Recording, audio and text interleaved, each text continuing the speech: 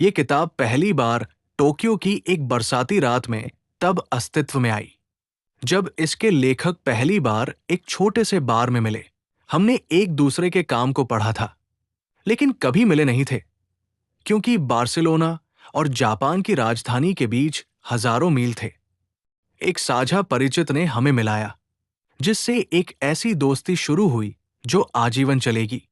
एक साल बाद जब हम मिले, तो हमने टोक्यो के एक पार्क में घूमते हुए पश्चिमी मनोविज्ञान, खासतौर पर लोगोथेरेपी के बारे में चर्चा की, जो लोगों को उनके जीवन का उद्देश्य खोजने में मदद करती है।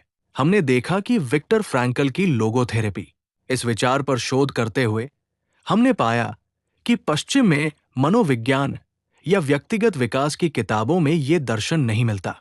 क्या यही वजह है कि ओकिनावा में इतनी ज्यादा शतायु लोग हैं? कहीं और ऐसा क्यों नहीं है? ये लोगों को जीवन जीने के लिए कैसे प्रेरित करता है? लंबे और खुशहाल जीवन का रहस्य क्या है? जब हमने इस विषय को गहराई से खोजा, तो पता चला कि जापान का एक विशेष गांव, ओगिमी, करीब 3000 की आबादी वाला, दुनिया की सबसे लंबी जीवन प्रत्याशी के लिए जाना जाता है।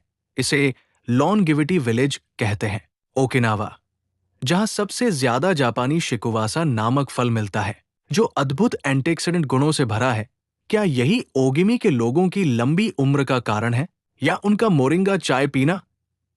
ये जानने के लिए हमने उस गांव का अध्ययन किया, वहां के बुजुर्गों से मुलाकात की, जिन्होंने प्राचीन बोली और जीवन शैली को अपनाया है। हमने उनकी मुस्कुराहट, उनके लहलहाते बागानों और क्रिस्टल जैसी जलधाराओं को देखा। जब हमने उस गांव के सबसे बुजुर्ग निवासियों से साक्षात्कार किए, तो पाया कि वहां काम करने वाले लोग वहां की प्राकृतिक संपदा से ज्यादा शक्तिशाली हैं। आनंद उनके निवासियों से आता है और उनके जीवन की लंबी और सुखद यात्रा में उनका साथ देता है। फिर आया रहस्यमयी इकिगाई। पर यह क्या है और इसे कैसे पाया जाए? हैरानी की बात नहीं है कि ये अमरता का स्वर्ग ठीक ओकिनावा में ही है, जहां लाखों लोगों की जान विश्व युद्ध में चली गई थी। लेकिन ओकिनावा के लोग इकिगाई के सिद्धांत पर जीते हैं।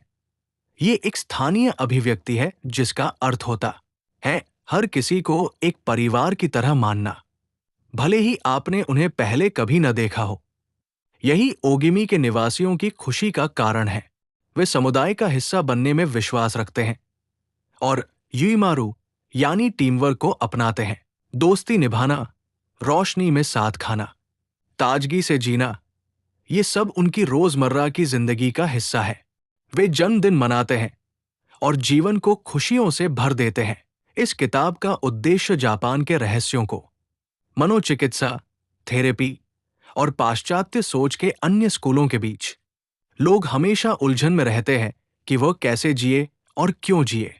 मेरी जिंदगी का अर्थ क्या है? क्या मुझे ज्यादा देर तक जीना है या मुझे और ऊंचा उद्देश्य खोजना है? ज्यादातर लोग जानना चाहते हैं कि वो क्या चाहते हैं, लेकिन स्पष्टता की कमी के कारण उलझन में रहते हैं। ये जापानी अवधारणा, जिसका शाब्दिक अर्थ है जीने का कारण, लोगोथेरेपी की तरह है। जापान के लोग दुनिया में सबसे ज्यादा दीर्घायु है, खासतौर पर ओकिनावा में। जापान में हर 1 लाख लोगों पर 24.55 शतायु होते हैं, जबकि बाकी दुनिया में ये काफी कम है। ओकिनावा के एक छोटे से द्वीप पर लोगों की सोच, जीवन शैली और खाने पीने की आदतें बाकी दुनिया से काफी अलग है। शतायु लोगों से उनके जीवन के रहस्य सीखकर आप अपने लिए भी अपना इकिगाई खोज सकते हैं। जिन्होंने अपना इकिगाई खोज लिया है, उनके पास हमेशा खुशी और आनंद से यात्रा करने का जरिया रहता है। शुभ यात्रा। हेक्टर गार्सिया और फ्रांसेस्क मिरालेस।